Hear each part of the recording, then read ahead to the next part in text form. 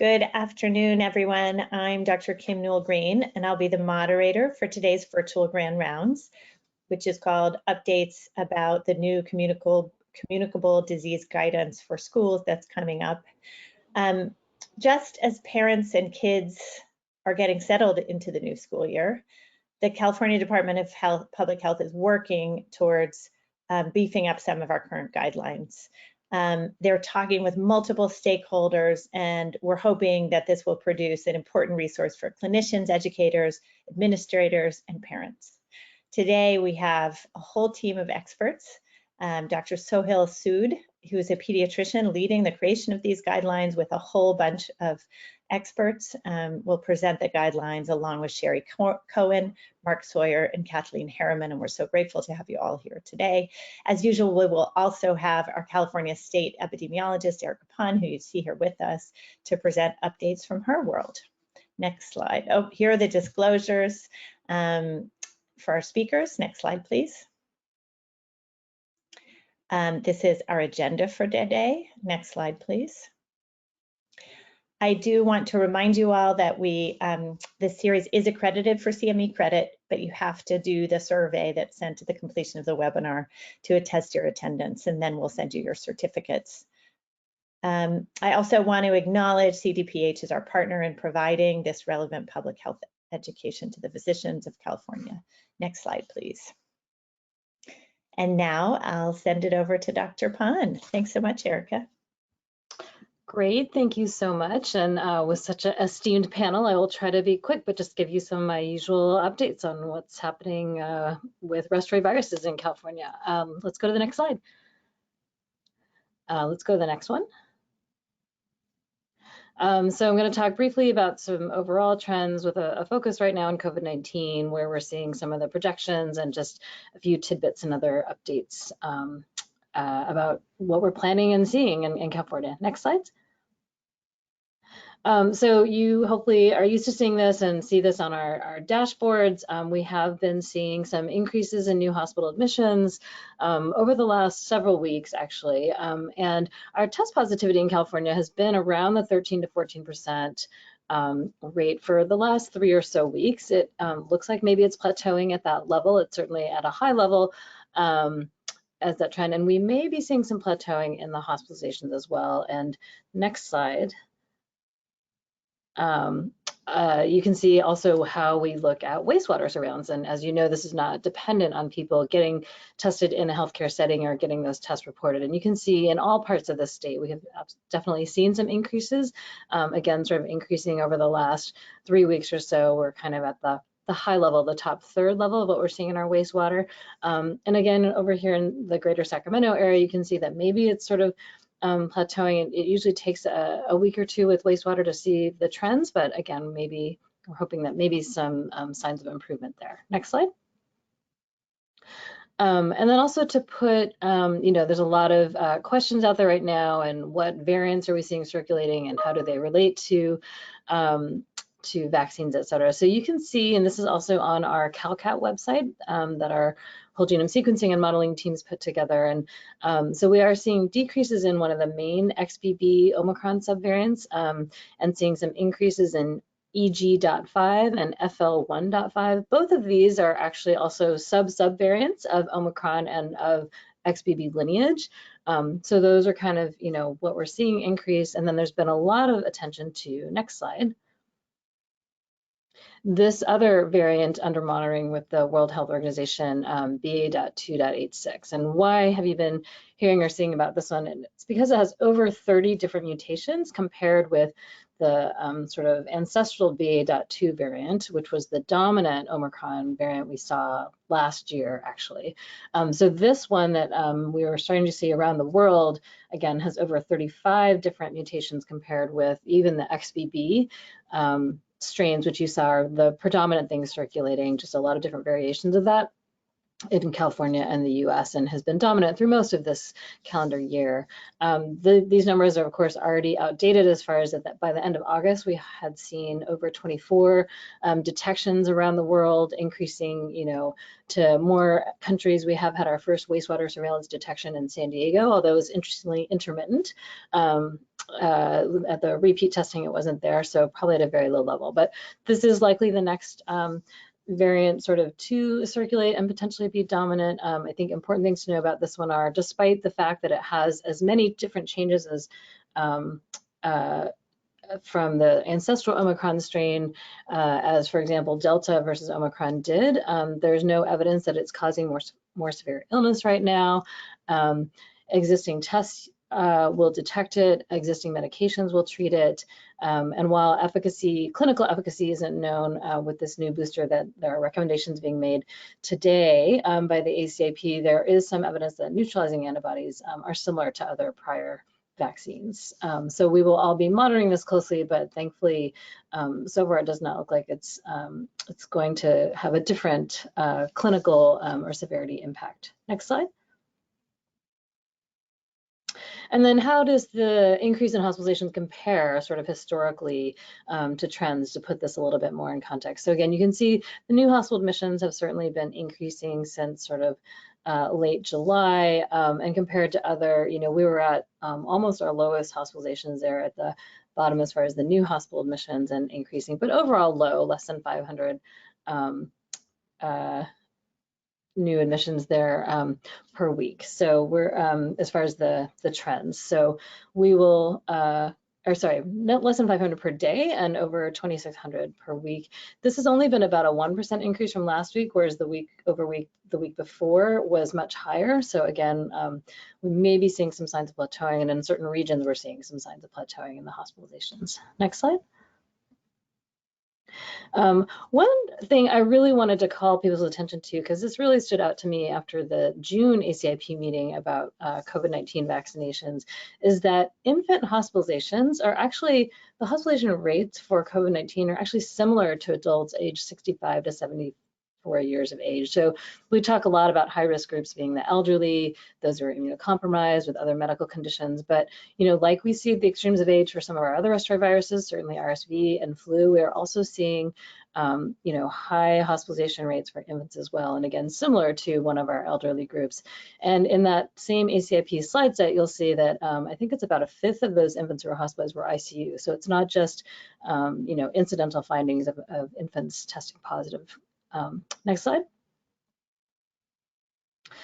So what are some of the key vaccine updates for 23-24 season? You probably heard yesterday the FDA did approve the new monovalent XBB 1.5 based strain vaccine that's an Omicron. So that was licensed for 12 years of age and up yesterday, and the EUA for 6 months to 11 years of age. And then they are meeting and likely voting as we speak right now at the ACIP meeting about the clinical recommendations. So stay tuned to get the final ACIP recommendations. As of yesterday, with that FDA approval for this updated monovalent vaccine, the bivalent prior vaccine will no longer be authorized. And in general, the formal recommendations are having at least 2 months between doses. The main update for flu this year is just that people, we still want everyone 6 months of age and older to get flu vaccine, but after more data has been presented and reviewed, everyone, including those with egg allergy, can get flu vaccine, regardless of which flu vaccine, and there are no longer any special, indications or observation for anyone with egg allergy. Next slide. And then you got a lot of great detail from Dr. Chen last month about RSV, but just wanted to emphasize again, because this is new, and I think one of the things that we hope will impact the RSV season this year, since we saw such a severe one last year, that we now have new passive immunization. There's, I cannot pronounce this either, nirsevimab or Beyfortus for all neonates and infants in the first RSV season, and those who are less than 2 years of age who are still vulnerable in their second RSV season. So we're actively trying to make sure that birthing hospitals are enrolled, and all of you who are pediatricians out there, which I hope is a large part of the audience today, given our focus on schools, should really make sure, ask if an infant didn't get vaccinated in the birthing hospital when you see them for your early infant visits, because again, as we know, infants are the ones who get the most serious disease from RSV at that extreme of age. And new vaccines have been approved for over 60 years as well. And then co-administration comes up quite a bit, and co-administration of these vaccines is acceptable. So again, a lot of great details from last month's Grand Rounds, but just wanted to re-emphasize again, because these are new updates that we hope will mitigate impact of RSV this year. Next slide. And then it's also really good, as we're seeing this higher levels of circulation of COVID-19 right now, to remind everyone that, again, with all the current circulating variants and even this BA.2.86, which may be the next increasing one, all of our antigen tests continue to work.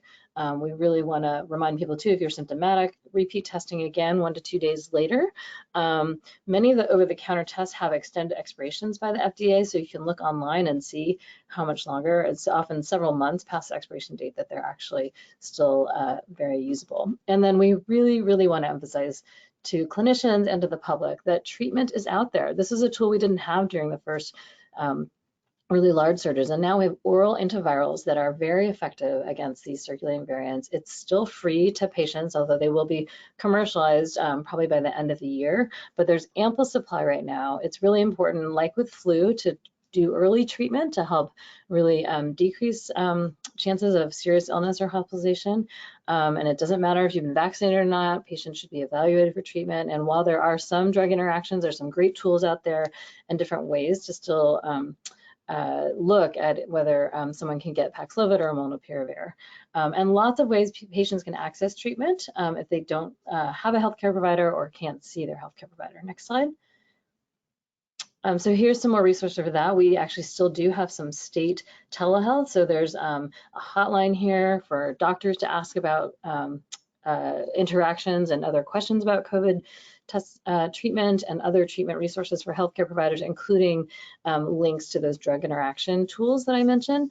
And again, we really want people to have a low threshold for considering Paxlovid. We're hearing a lot still anecdotally about elderly people, people with medical conditions not getting the treatment. And again, there's ample treatment. It's a really great tool to help keep people out of the hospital. Next slide. And then what are we thinking we're going to see this winter? The CDC has been doing some national projections, and this is again from our California CalCat site. As I mentioned, it looks like we might be seeing some plateauing now of COVID hospitalizations. We're not really seeing flu circulate yet. There are some projections out there now that if we had even just a moderate, not severe, but COVID, flu, and RSV season, and they all peak at the same time, we can have a similar burden in the hospital as we did last winter, which, as we all remember, really did stretch our hospitals, especially for the pediatric hospitalizations. So we'll be, again, monitoring all that closely, and we'll continue to update these projections on our site, and the CDC will continue to do the same. Next slide. And just another quick plug as far as vaccines. September 10th was Grandparents' Day, so another good time to think about protecting your loved ones, protecting grandparents from all of these respiratory viruses and potential serious illness, and making sure that they're up to date. So with that, I will stop and turn over. And I also want to thank the dream team that you're about to hear from for coming together and collaborating on these really incredibly helpful guidelines for schools and parents and administrators, as mentioned. Thank you. Thanks so much, Erica. So I'm going to introduce Dr. Sohail Sood, who will then introduce the rest of our exciting dream team today, as Erica says. So everyone can join us right now if you'd like, or Dr. Sood, you can orchestrate who comes on when. But Dr. Sood is a pediatrician and the assistant deputy director for the Center of Healthy Communities at the California Department of Public Health. He leads the State Schools for All initiative, dedicated to advancing health, wellness, and safe in-person instruction for California's 7.5 million students and staff in the state's 10,000 K-12 schools. So small job. Dr. Sood and this team will update us on the proposed guidance as they wait for final approval, and let us know how to think about kids who are sick in school this fall. Thanks so much to you all for joining us. Thank you, Kim, and thank you, Dr. Pound. It's a pleasure to be here. I am going to jump right in, but I brought some friends along with me that I will introduce in a little bit. But if we can go to the next slide, I want to start with the punchline, actually. And I'm not here to defend everything about our education system, but as a pediatrician, as a parent of 2 kids in California schools, California public schools, and as a public health official, it's just so evident how foundational being in school is to our youth. It's, and by extension, really to the future of our society. And so to start, of course, being in school is important for student academic performance. There's plenty of correlation data and strong studies that suggest being there, being present, is what it takes to get good grades and to developing core foundational skills like reading and social skills as well. If we can go to the next slide. It's also important to get a good job. Those who have lower educational attainment are more likely to be unemployed or work at part-time, lower-paying jobs. And I would particularly note the first link that I've noted down below in this slide deck. It's an AAP white paper, essentially, from the Council on School Health there that really lays out the evidence behind all of these pieces in a really nice format. Next slide, please. But this is also a health issue, and it's the reason we're bringing it to you today. More school means you are less likely to smoke, you are less likely to drink heavily, and more likely to exercise. And if you're a teen and you're in school, meaning not chronically absent, and we'll define that term in a moment, it means you're less likely to smoke marijuana or tobacco, and less likely to have multiple sex partners. And all of those behaviors, particularly in adolescence and as we move forward, really have an impact on your longevity. So if we go to the next slide here, study after study shows that those who have more education live longer.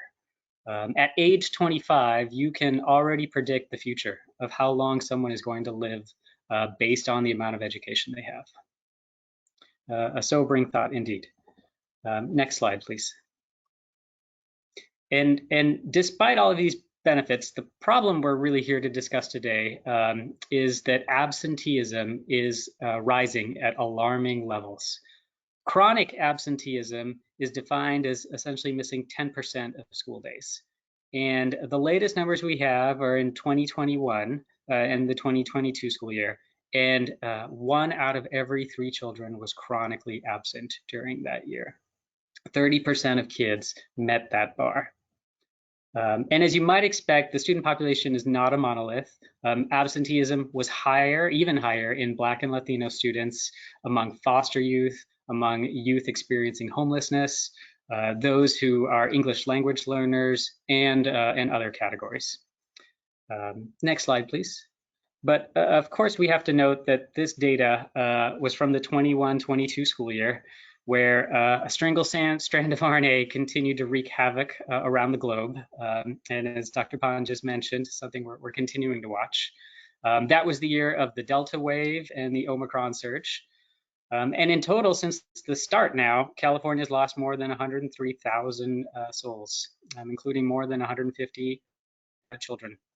And research looking into orphanhood from COVID, meaning a child who's lost a parent or primary caregiver, that was published in 2021, in December of 2021, so even before the Omicron wave. So that 16,000 number that you see there of Californian children who've lost a parent or a primary caregiver is likely a vast underestimation. And so when we look at this data around absenteeism, of course, we have to take it in that context. And we'll see as this school year that just passed, as that data comes out, we'll see how the state bounces back. But the data before COVID wasn't great. It was around 10% of students were chronically absent that year. And anecdotes from this year are also concerning. Next slide, please. Now, there's many reasons why children miss school. But health and illness seem to be playing an outsized role. And part of this, of course, is the actual illness of the child. But part of it seems to be arguably our policies and our culture of how we think about symptoms. Next slide, please. So here's an example of a school sickness policy. It's not from a school in California. And you can see with the red arrows there that it notes that a child should be sent home for every rash, every runny nose, every instance of viral conjunctivitis. Next slide, please. And not only that, but to return, they need to see you. They need to see healthcare providers and get a note from you. And we know who in terms of access to healthcare system, we know who will be disproportionately impacted. Those who lack good access to care, when it means waiting 2 days for an appointment, means 2 more days out of school in order to get that return note. Next slide, please. Now, of course, part of this is a reaction to pandemic era messaging, but I think therein lies the challenge as we move ahead. How do we continue to mitigate the spread of serious and harmful diseases while also avoiding unnecessary or excessive absence from school due to illness? The average child has 6 to 8 colds per year. And we have to acknowledge that schools will never be a sterile space, but we also have to keep them as a space where diseases don't run rampant. Next slide, please. And so as we think about that, it's important to remember we have so many tools to do so. And, Dr. Green and Dr. Penn were mentioning guidance that has been released and other guidance that we're in the process of trying to supplement that with. The link here at the bottom is to the guidance that was released about 2 to 3 weeks ago now. And it provides an entire framework of really what schools have been doing for the past few years to mitigate the transmission of COVID-19, but also can be very effective at mitigating many other communicable diseases, respiratory diseases, gastrointestinal diseases, many out there. So when we say stay home when sick, it should really also be taken within the context of all of these other mitigation measures we have. And to all the providers on the call, you do best by keeping kids in school, by keeping vaccination rates high, by educating patients on the science and the efficacy of wearing a mask, which we have used in healthcare for so long to protect ourselves. We have HEPA filters in our hospitals. Schools have also been spending millions on optimizing indoor air quality. So it's this full set of tools that they have used and can continue to use to reduce the spread of disease. And we should make any decision about keeping a child out of school recognizing this context. Next slide. So, okay, now I want to turn it over to this amazing team to keep the conversation going. I'm delighted to introduce you next to Sherry Coburn, or Nurse Sherry, as her students in San Joaquin call her. She's the executive consultant to the California School Nurses Organization, and she's going to provide you an on-the-ground perspective of what it's like to be a school nurse and what she's seeing in schools throughout the state. After that, we'll go to the amazing Kathy Harriman, an infectious disease epidemiologist at the California Department of Public Health. She's been supporting California schools for decades. She was the first person to suggest that the CDPH look into this topic, and she will spend some time proposing a paradigm shift in terms of how we think about that child with symptoms. And then we'll close with Dr. Mark Sawyer, who, among other titles, is an esteemed associate editor of the AAP report of the Committee on Infectious Disease, more commonly known to all of us pediatricians as the Red Book. Although today I think he's going to be referencing a different color book instead. So thanks, and I'll pass it to you, Sherry. Thank you, Sohail. It's an honor to be on this opportunity to talk about schools, and we know that children do not leave their healthcare issues at the school's front door, and so it really is our responsibility as school nurses, as school entities, to make sure that children are healthy and optimal, ready to learn. So just looking at California's educational landscape, we know that we have quite a few children in California, and that in addition to the 5.8 million children, we are also onboarding preschool, TK, universal preschool. So, and oftentimes what I have found is that in the absence of a school nurse, office staff who are already overwhelmed will simply say, call your mom and go home, just because they just don't have maybe the scope and practice or the guidelines there that they need. And oftentimes they'll look at children's illnesses from adult perspective, and we know that children do present very differently than adults do. So really, the other part too is that I'm at a school site today on Tuesdays, and I am surrounded by a dairy, grapes, and a cornfield. And so we can't forget that there are different symptom presentation depending upon the conditions, the environment, the season, the air quality, fire. And so when you're talking to children, really understanding what's going on. Have you had a cough? Do you have postnasal drip? Is there congestion? Do they have sinus issues? Office staff really simply do not have the time to be clinicians to assess. And so, and the other part too is that children will present somatically before they discuss other psychological issues going on. So it could be an array of things happening with children in the educational setting. May I have the next slide, please? So when we look at the role of the school nurse, just recognize that we are advanced clinicians. Most of us are, not only do we have a bachelor's in science, but we also have a school nurse credential through the California Commission on Teacher Credentialing, and we're also all registered nurses. Many of us have masters and are doctorally prepared. We have taken specialized classes in assessment of preschool and school-age children. And unfortunately, there's only approximately 2,500 school nurses in California, which falls very short of the needed school district. The AAP recommended one school nurse per school building. Back east, this is much more recognizable as a professional practice, but once you cross the Mississippi River, not so much. And not only that, but the California Education Code. So we're as a registered nurse, we practice under the B&P code.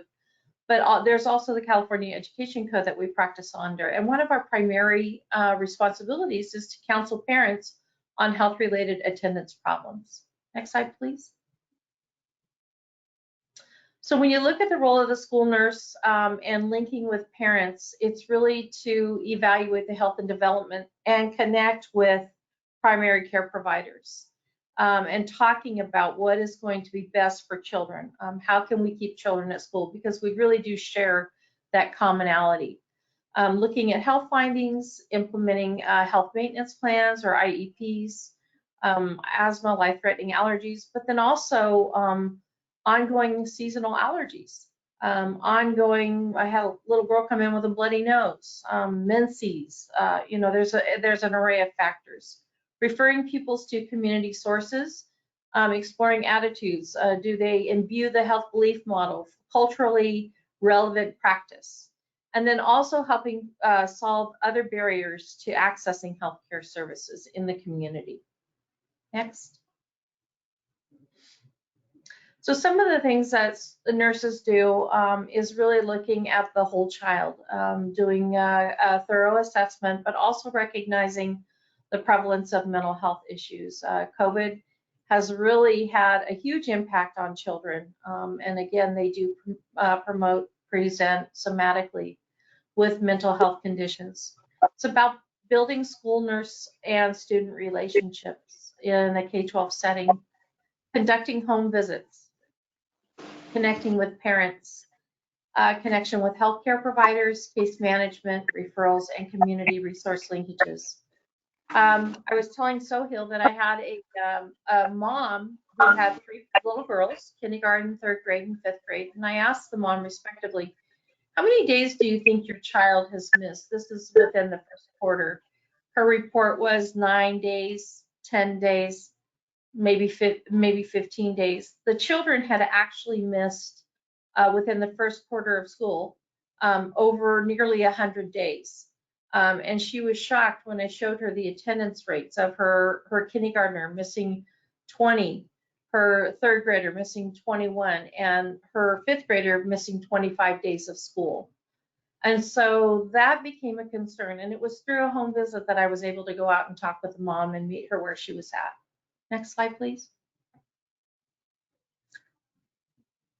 Next slide. Thank you. So one of the things that I did is really reach out to the healthcare provider, but we also know that oftentimes parents will shop for healthcare providers that support ongoing chronic absenteeism. Office staff provide support, and this was the office staff of the local primary healthcare provider. So the parent would call in and say, look, my daughter has a stuffy nose, and they would say, oh, just have them stay home.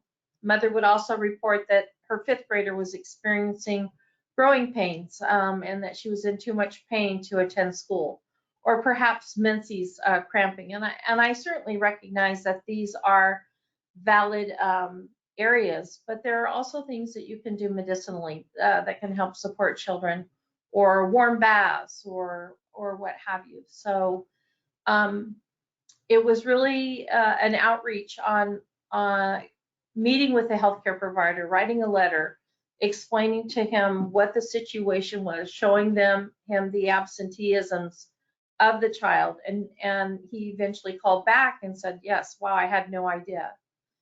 So we also know that the uncertainty of COVID, we heard today that there are 25 variants of a particular COVID strain. So it's really, we know that this is going to keep on going. So providing good support for parents, encouraging them to attend school, having collective efforts to encourage connections with your school nurses, and keep making sure that the communication, attendance, conditions, and assessment stay in place. Thank you.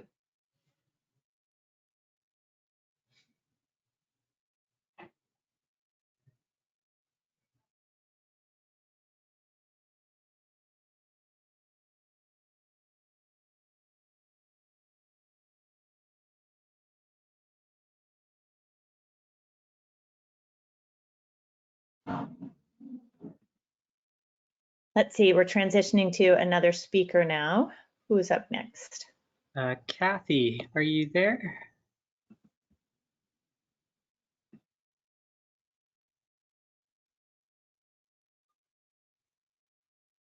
Sorry, if you're speaking, Kathy, you're on mute. Okay, I think I was just unmuted. Can you hear me now? Yes. Okay. First slide, to the next slide. Overall, the guiding principle for consideration should be whether or not a child with signs or symptoms of illness that have not yet been diagnosed can meaningfully participate in routine school or childcare activities. What is proposed is an individualized approach to the management of ill children whose diagnosis is not known. Next slide, please. Once an ill child is identified, it should first be determined whether they need immediate medical attention. Some examples of symptoms that should prompt immediate medical attention include altered mental status, difficulty breathing, stiff neck, and blue, gray, or purple skin or lips. Next slide, please. If immediate medical attention is not needed, it should then be determined whether the child has signs or symptoms that prevent them from meaningfully participating in school or childcare activities, or that results in a need for more care than staff can provide. If that's not the case, decisions can be made about whether the child should be allowed to remain on site or be temporarily excluded from school or childcare. In many cases, the child may be able to remain in school or childcare. Next slide, please. Additional factors should be considered to determine when children with specific signs or symptoms may remain in school or childcare. And Dr. Mark Sawyer will now discuss this further. Thank you.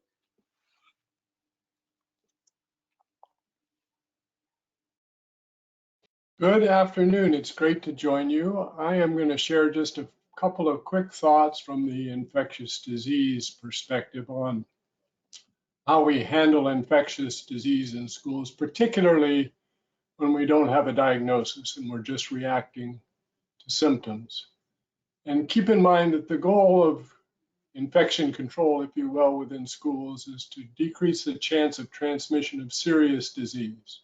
There's no way we're going to sterilize the school environment.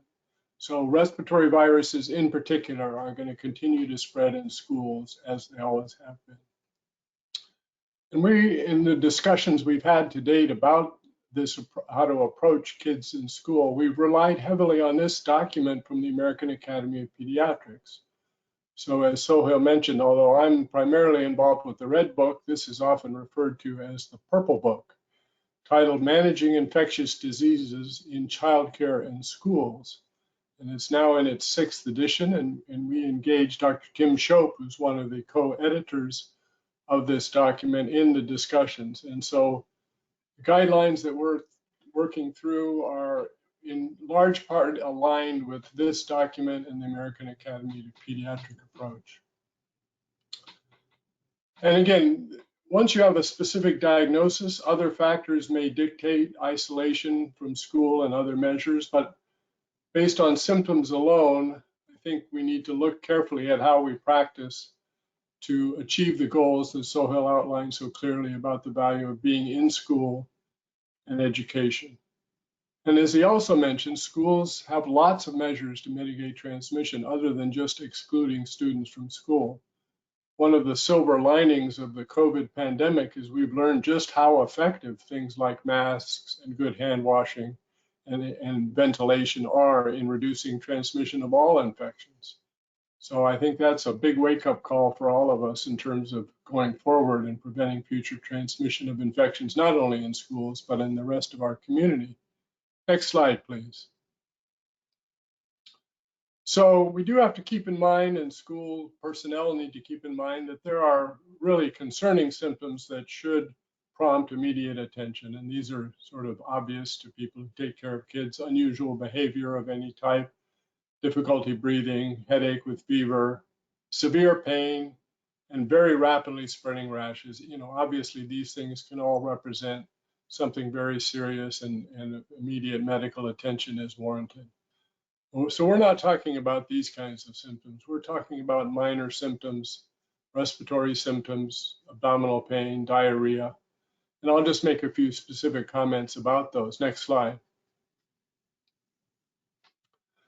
The other thing to keep in mind is we are trying to prevent, to the degree we can, transmission in schools. And certain infections are well known to be highly contagious, mostly transmitted through aerosols, meaning you can be across the classroom and still get exposed. Fortunately, that is the minority of infections. Most infections require close contact, coughing on your face, or sharing, drinking vessels, or sharing secretions with each other. But I've listed here some of the infections for which we are very concerned about rapid transmission in schools. And, you know, COVID is on this list. COVID is the elephant in the room that we're all continuing to deal with in schools. Next slide. You know, what we've seen over the years is parents and sometimes providers sort of overreact to the simple presence of fever. Fever by itself is not really a good reason to exclude students unless there are localizing symptoms that raise concerns for either a serious infection or one that's highly contagious. So we're encouraging schools and providers who are asked about exclusion to think about that, and particularly if this fever resolves overnight, I think it's reasonable for the kid to go back to school the next day if no other restrictions apply based on their other symptoms. Next slide. Respiratory symptoms, obviously COVID has to be considered. We heard from Dr. Pan about where we are with COVID right now, and it should be tested for. So we're not trying to subvert existing guidelines for school-based approach to COVID. But if the COVID test is negative and all the child has is upper respiratory tract runny nose or congestion, that's not a particularly strong reason for exclusion either. There are so many minor viral infections that will present with those symptoms. So either URI symptoms alone without fever and with a negative COVID test, we should reconsider letting those kids go back to school so that they can learn. You have allies in making these decisions, particularly about some of the more concerning infections, your local health department. Certainly a good guideline. You can go to the Red Book and or the Purple Book of AAP for further guidance on specific diagnoses or specific conditions. Next slide.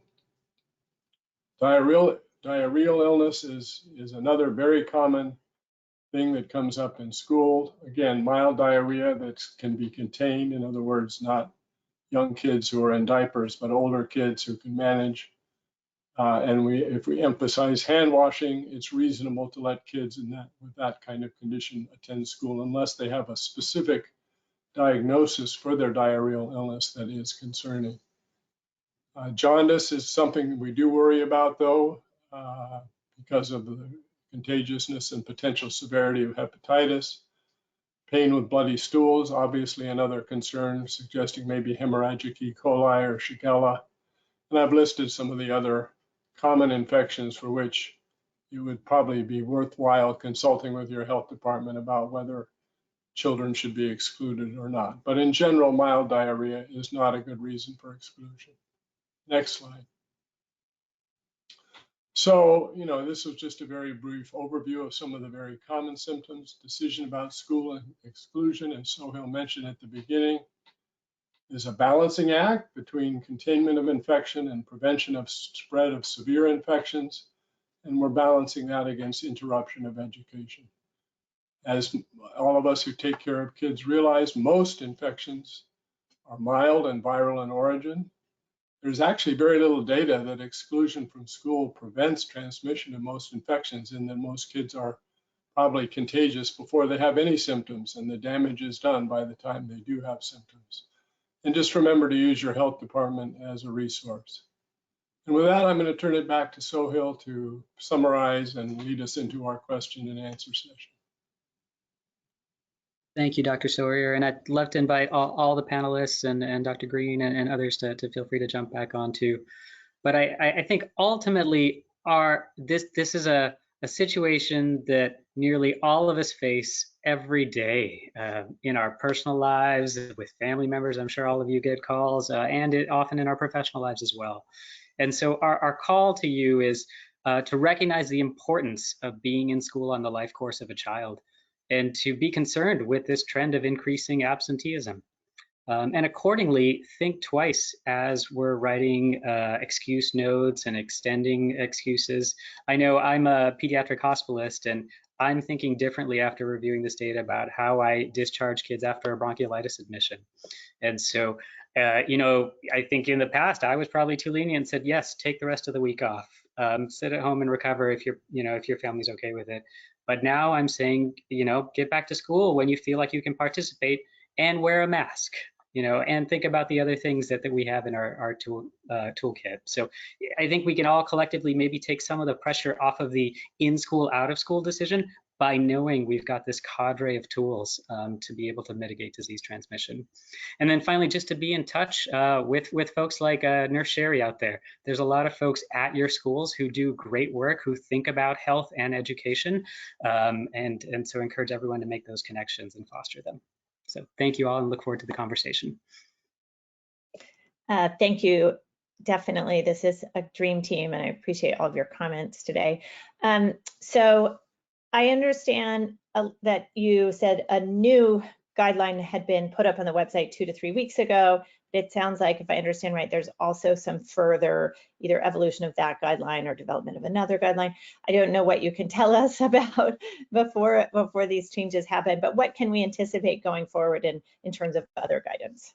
Yeah, I'm happy to explain kind of the status of things. So what was released 2 or 3 weeks ago is an overall communicable disease framework that walks the school and health community through all of those tools. So there's a section on vaccines.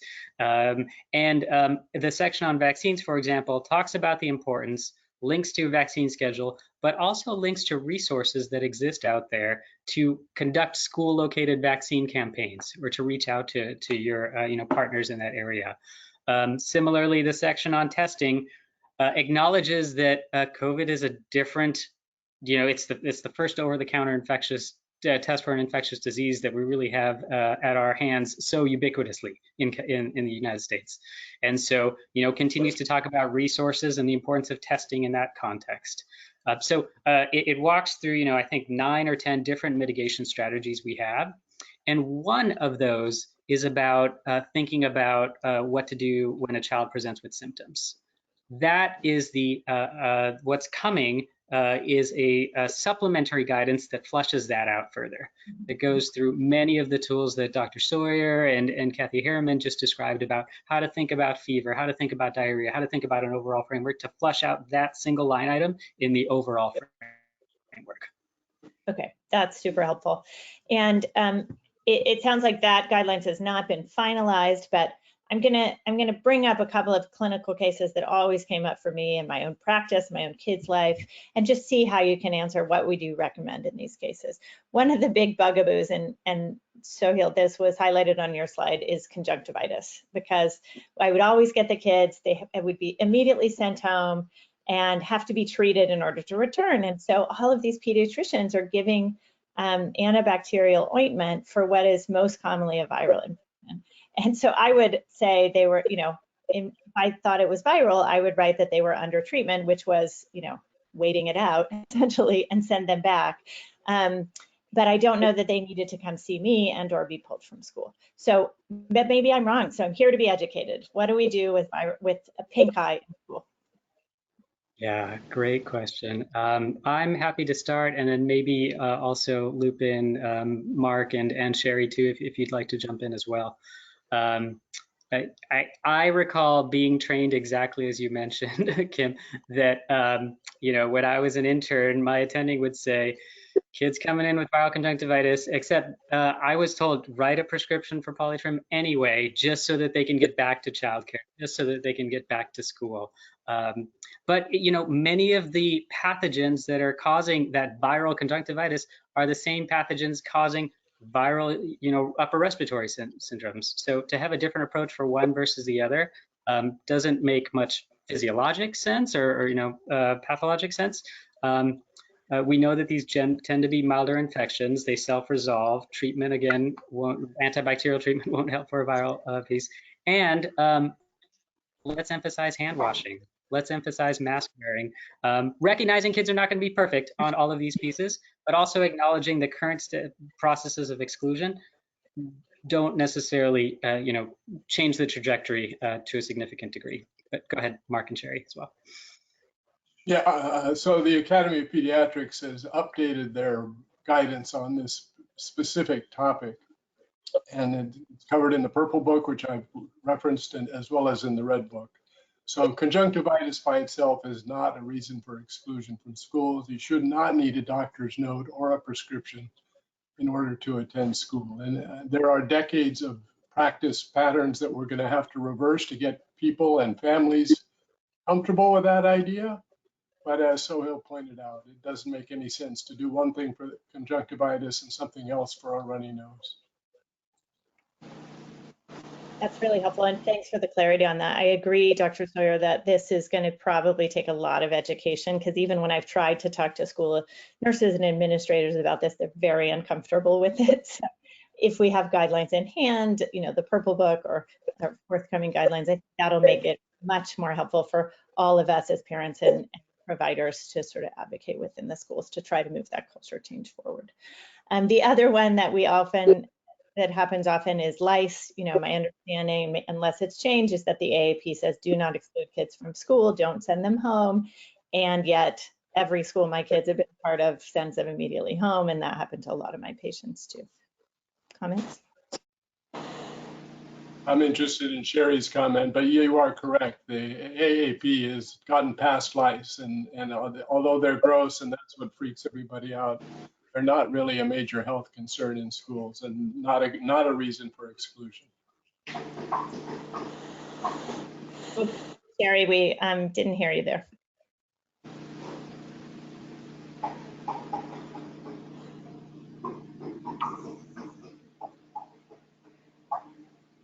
Sherry, you're still muted. We'd love to hear what you have to say, but that's not working. Thank you.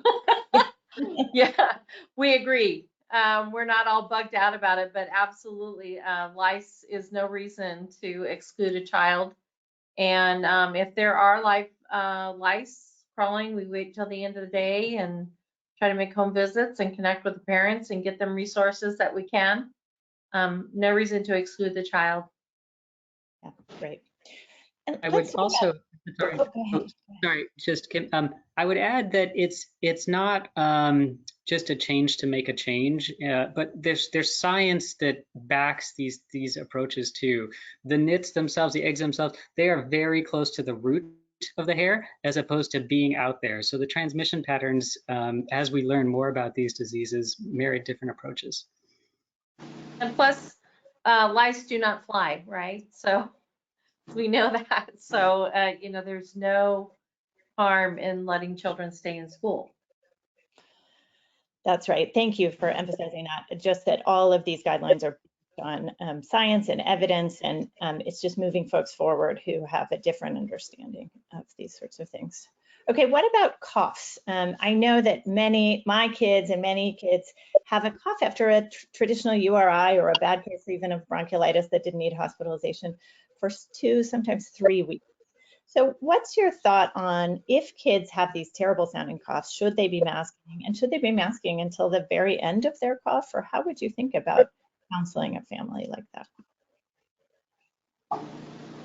Well, I'll start from the infectious disease perspective. Obviously, COVID needs to be evaluated with cough illness. The other thing that pops into my head is pertussis. We're not seeing as many school-based outbreaks in recent years as we saw 5 or 10 years ago, but they do happen. And if the cough is at all suggestive of pertussis, then it would warrant evaluation. And those children, if diagnosed with pertussis, are supposed to stay out of school until they've been on therapy for 5 days.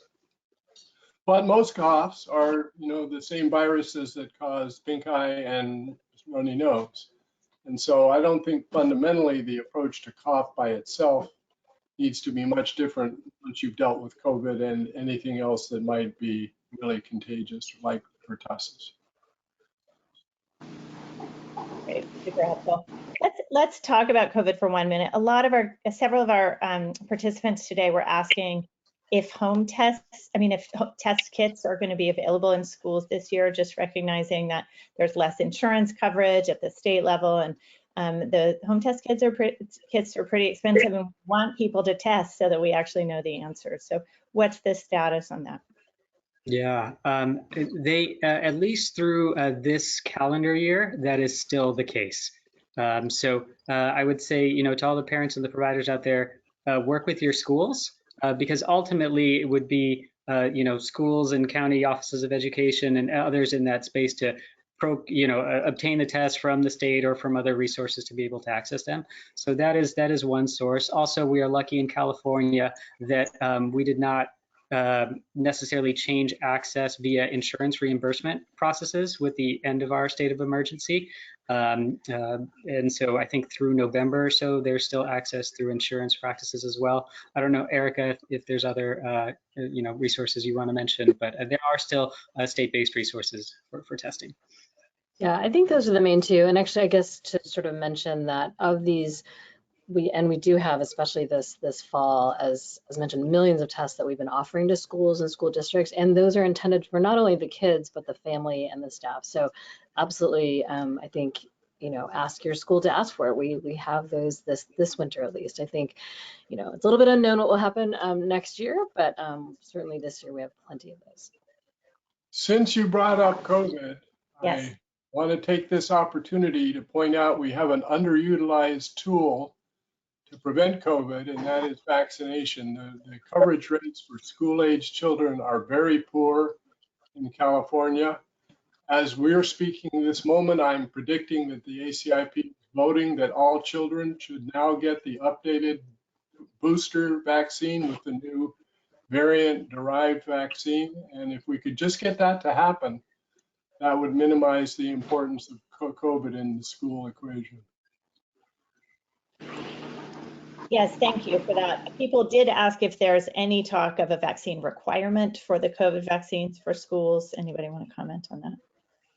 At this point, there's not talk about that. In fact, I put a link, I'm not sure if it went to everybody in the chat, of the communicable disease guidance for this year.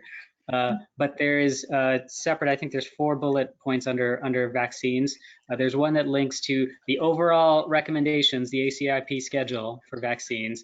And then there's another link to the list of vaccines that are required for school entry in California. And another point noting that COVID and flu are not in that list, but still recommended, and particularly as we move into the fall and the winter. Great, thank you for mentioning that. There are a lot of questions about what are the vaccines that are required. Erica, did you have something? Yeah, I guess just to kind of add on to what both Mark and Sol have said, I think just, and I didn't put that data, but it's a really good point. Even amongst our elderly, only less than half of people got up to date and are over 65 for the last boosters. And I know some of it is, vaccine fatigue, like mentioned, the other kind of pandemic fatigue. But I think now that we are getting closer to a likely routine, we really want to encourage everyone to get flu and COVID vaccine every year when recommended. And really exciting that we have an RSV vaccine this year too. And just a reminder again, and people keep saying, oh, well, kids are, not going to be as impacted, but I showed you the data on infants, and, these are kids surrounding their infants. And just to remind people too, it's not even just like, of course, what we're most thankful about is that these are preventing serious illness and hospitalizations, but I mean, all of it, there are very few of us who haven't also gotten COVID at some point during the last 3.5 years, and it can really knock you out. And, you can miss out on those important trips, or, I think to emphasize to the whole family, like what kinds of events you might miss out on. And it does reduce your chance of infection too. And all these other tools do too. So just want to put that plug in and agree. We really want to see some better vaccination rates this fall. So really hoping that all of you out there can help us do that. Great, excellent point. Someone asked about the implementation plan for the updated guidelines and whether there's any mechanism of enforcement, or at the very least, do you have a communication strategy for getting the word out? Obviously, we're hoping that everyone on this call will be helpful and share in their local communities with schools and providers, but how's your group planning to do that? Yeah, I think we are planning to really work with our partners in local health and local education spaces. This is guidance, particularly around managing symptoms. That is just that, guidance. There are not requirements associated with it, but I think to Mark's point, we are trying to balance these two very important aims of preventing spread of serious diseases, but also keeping kids in school. And that's a delicate balance, and it requires a lot of conversations. And the people best positioned to have those conversations are those who know the families and know the communities best. And so we think of this as a start, as a resource to the school community, who can then decide how they want to implement it and work with their local providers and community to make those decisions, including folks like Sherry. Yeah. Wonderful. Some folks were asking if these guidelines would apply to higher ed and or to camp scenario settings. Yeah, we've learned from the past 2 years of COVID guidance, it's hard when schools say one thing and after schools say a different thing and childcare says a different thing. So even in the guidance that the link is in the chat for the overall framework, you'll see bullet points of who is it intended for. And it's basically intended for the childcare and school and after school, before school camp range, which roughly we would say 0 to 18. But that's not to say that it doesn't hold merit to be considered in other spaces and other sectors as well. But that's the target in terms of who we're reaching out to. Right. Well, I just want to end with one question, which you alluded to before, but do these guidelines talk at all about climate change adaptations, recommendations for school around heat and smoke and some of the things that we're seeing increasingly in California, ventilation, air quality monitors, air filters, et cetera? Yeah, such a great and important point. They are at their core communicable disease guidance measures, but particularly on the section around indoor air quality, we do reference the fact that many of those tools, particularly those that focus on filtration versus ventilation, right? Opening doors and windows may make sense for COVID, but it doesn't make sense if there's a wildfire outside. But those that have portable air filters or HVAC systems, those will work well for those purposes. And so it makes reference in that context, but it also makes reference to the fact that there's 10,000 schools and I don't even know, a multiplier of that of 10 school buildings in the state. So as we upgrade our infrastructure, let's also try to do so in a way that is energy efficient, that keeps, that is mindful of the energy sources we use as we make these upgrades. Helpful, thank you. Well, I could ask you so much more, but that's all the time we have for questions today. And I'd really like to thank you all, Erica, Sohail, Sherry, Mark, and Kathleen, our invisible participant, but we love having you all here, for presenting today's content and for working so hard together to create these guidelines that will help us all. Thanks to those of you who listened in. You will receive an email with a survey around 5 o'clock today, where you can attest your attendance. And just as a reminder, we'll send the CME certificates out within a week. And you can also access and share the recording of this webinar, which I plan to do with several schools and other stakeholders around me. Our next session will be on Tuesday, October 10th, and we'll discuss opioid treatment. It's going to be a fabulous session, and it will count towards the CME that you need on pain for physicians for your DEA requirements. So please do sign up for that webinar. We look forward to seeing you there and hope everyone has a great day. Thank you.